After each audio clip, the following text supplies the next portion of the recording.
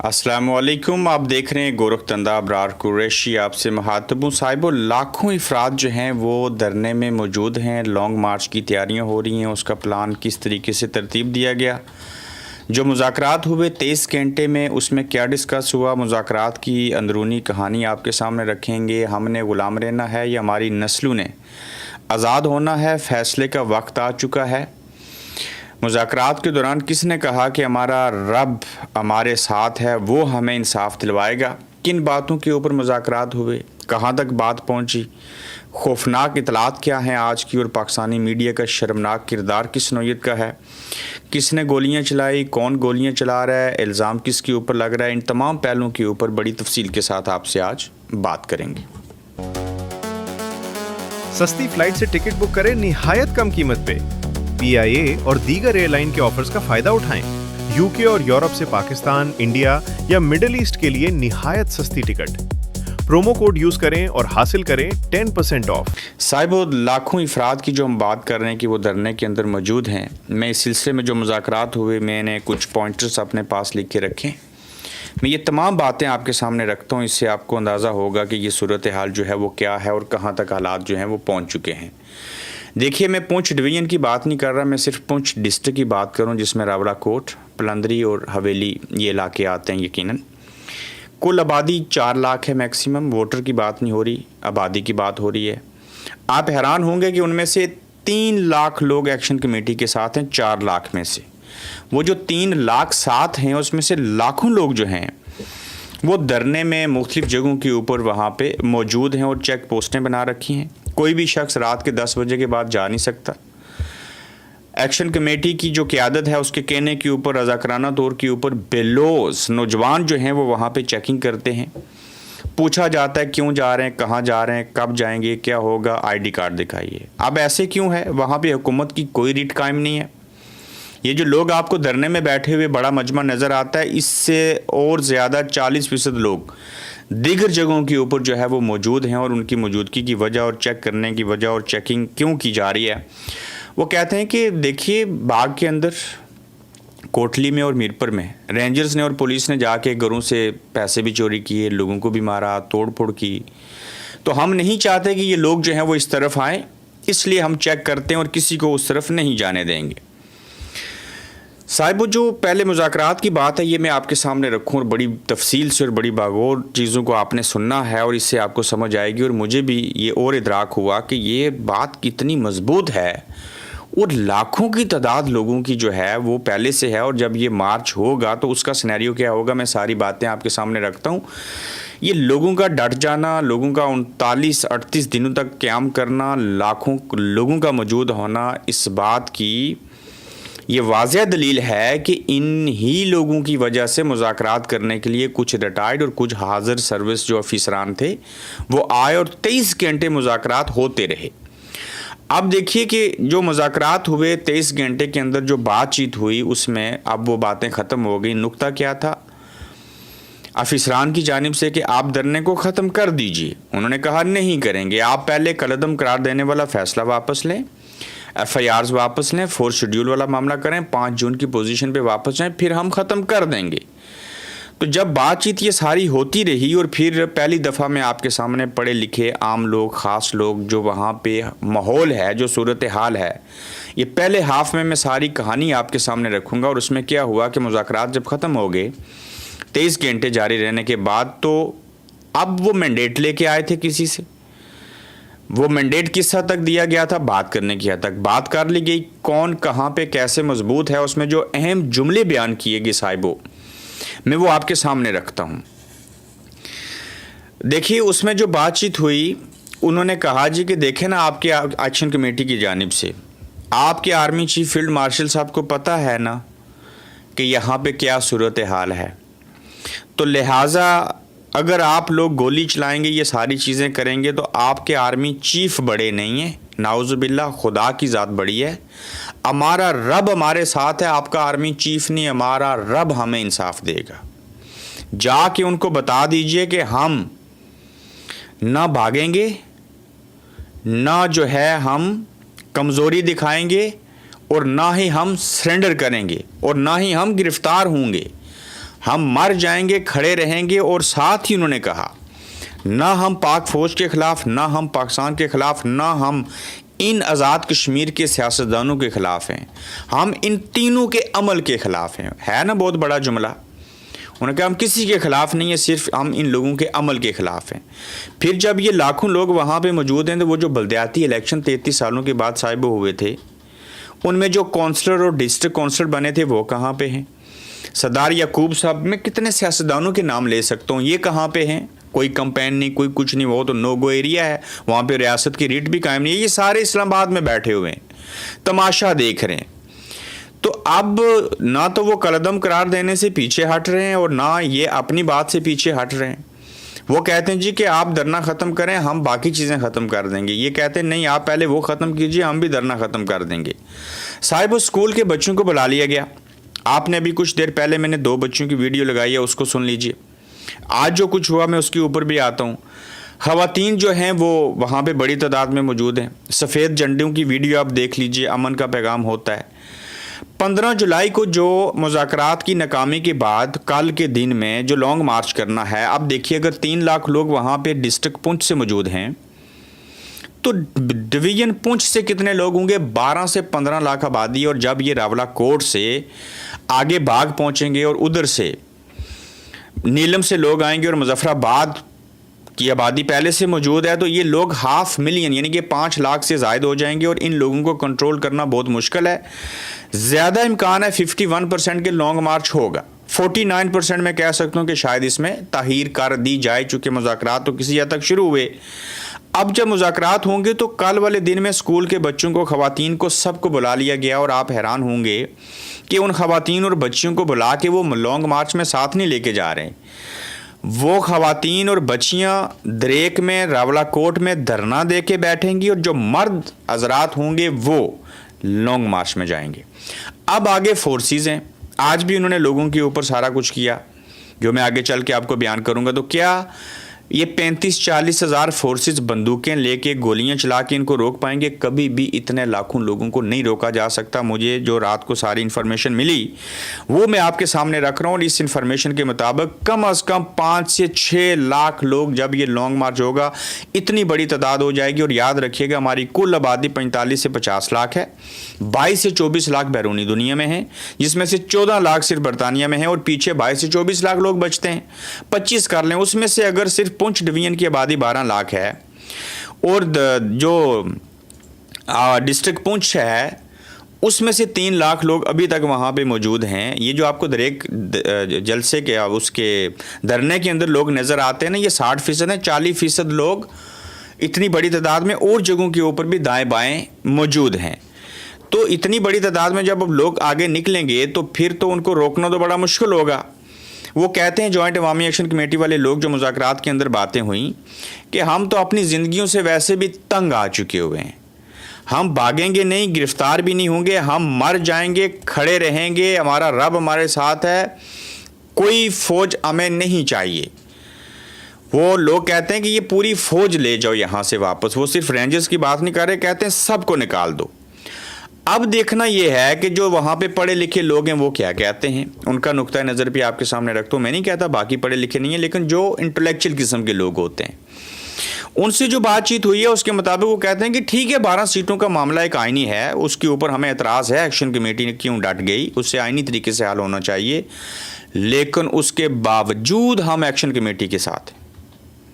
वो इसलिए साथ हैं कि वो लोग ये समझ रहे हैं साहिबों कि ये वो वक्त आ चुका है, हम तारीख की उस मोड़ के ऊपर खड़े हैं कि हमने फैसला करना है कि क्या हमने आज़ाद होना है या ग़ुलाम रहना है हमारी नस्लों ने।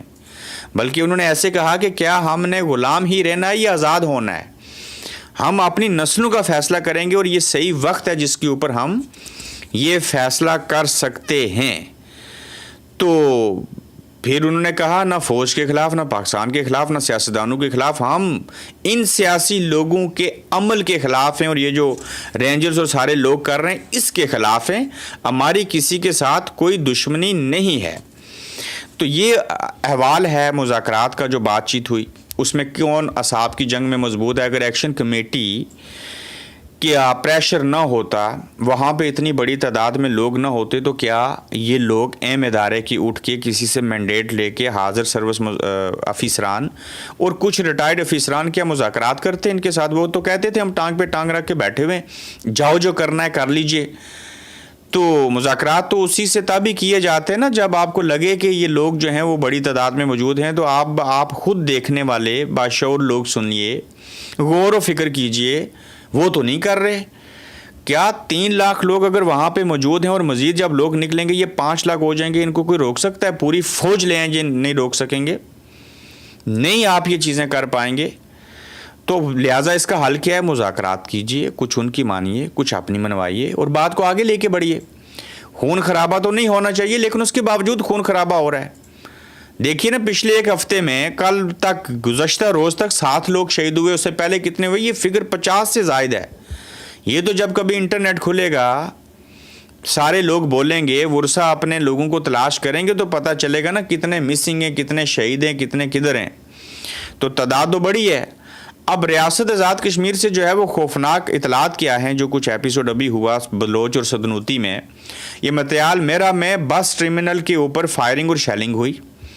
बलोच में मौजूद लोग फोर्सेस के आगे की जानिब से पेशकदमी को रोक रहे थे। अभी भी वहाँ मौजूद लोगों ने फोर्सेस को इंगेज किया हुआ है और आगे से जो है वो रिएक्ट कर रहे हैं और उनको आगे बढ़ने से रोक रहे हैं। अब तक कुल 7 लोग शहीद हो चुके हैं और कई सारों के ज़ख्मी की इतलात मौजूद हैं। ये तस्वीरें देखिए जो लोग शहीद हुए हैं, ये नौजवान देखिए, इनका कौन अजाला करेगा? पाकिस्तानी मीडिया बेशरम में जियो टीवी को देख रहा था, वो लड़का पता नहीं किस अंदाज में खबर दे रहा है कि शरपसंद का रेंजर्स के ऊपर हमला, और वीडियो के अंदर दिखा रहे हैं जी कि ये देखिए ये जो लोग हैं वो हमलावर हो रहे हैं और उन्हें दहशतगर्द भी कहा जा रहा है। अब ये कौन लोग हैं? इसको क्या एक्शन कमेटी जो है वो ऑन करेगी?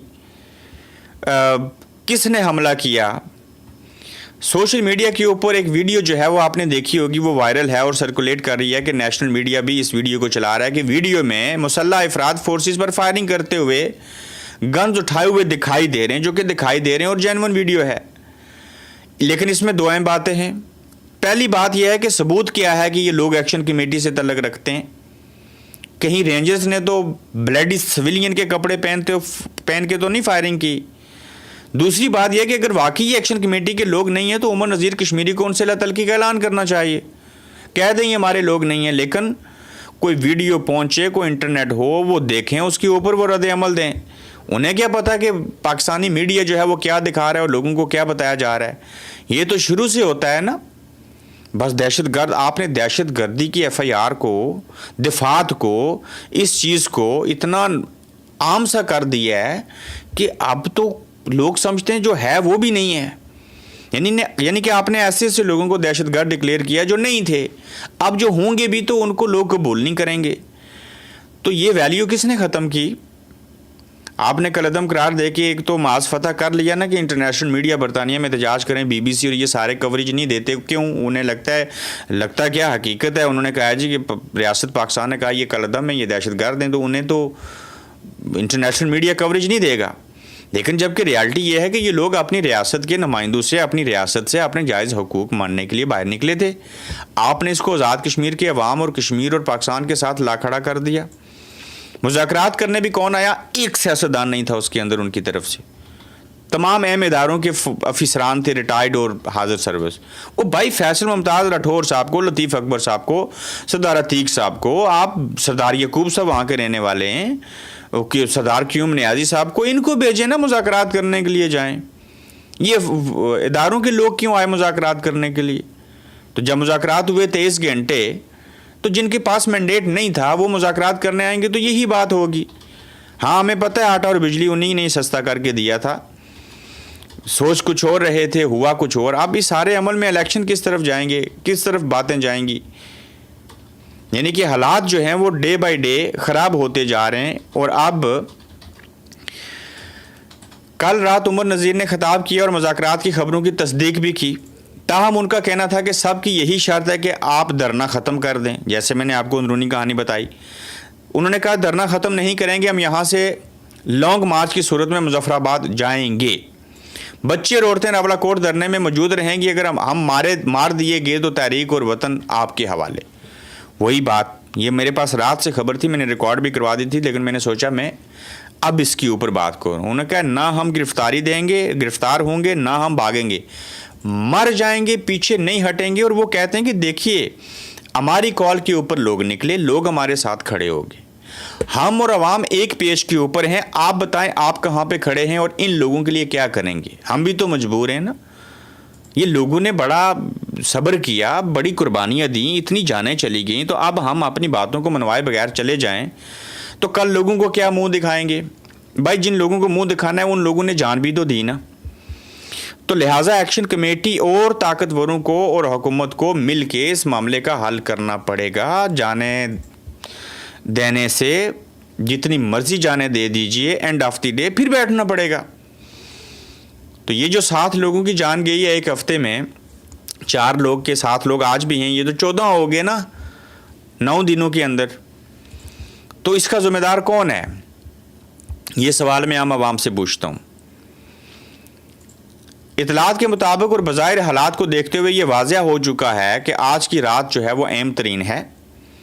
हुकूमत और इदारे मुज़ाकरात नहीं करना चाह रहे और आज की तारीख में अब तक 7 शहादतें हो चुकी हैं। आज की रात आखिरी रात है। कल चूंकि एक्शन कमेटी ने लॉन्ग मार्च करना है, लिहाजा मरकजी धरनों में क्रैक डाउन किया जा सकता है, ताहम लोगों को मुतात रहना होगा। कल लॉन्ग मार्च शुरू हो जाता है और मुजफ्फराबाद में लोग 1-2 दिन में इंटर हो गए तो जाहिर है कि फिर फैसला साजों को मुज़ाकरात करना ही होंगे, तो वो उनको निकलने से भी रोकने की कोशिश करेंगे। हम आज आखिरी दिन है, आज भी चीख रहे हैं, मिन्नत समाजत कर रहे हैं, रियासत के अंदर अमन लाइए, बस कीजिए और नहीं कीजिए, ये मैं कह रहा हूं। तो ये कौन सुनेगा? मैं किससे बात कर रहा हूं? मैंने तो जिन अपने लोगों से बात करनी है वो तो मुझे सुन ही नहीं पा रहे। जो इस्लामाबाद में और इंटरनेट के पास बैठे हैं वो तो सुन रहे हैं ना। तो ये आखिरी रात है, कल वो लॉन्ग मार्च करेंगे, उससे पहले आप उनको रोकने की कोशिश करेंगे तो बजाय रोकने के मुज़ाकरात करके ख़त्म कर दीजिए ना, रोकने की नौबत ही नहीं आएगी। अब मैं अगर अपने आज़ाद कश्मीर के लोगों से बात करूं तो वो मेरी बात नहीं सुन पा रहे। मैं नहीं कहता वो सुनते नहीं हैं, वो सुनना चाहते हैं, नहीं सुन पा रहे। आपने इंटरनेट बंद किया हुआ है, तो हम लोगों को कुछ कहना भी चाहेंगे तो नहीं हमारी बात पहुँच रही। आप तक तो पहुँच रही है ना। मामले को सुलझाइए, इसमें बेहतरी लाइए। देखिए एक पानी बह रहा है, आप उसको कैसे रोकेंगे?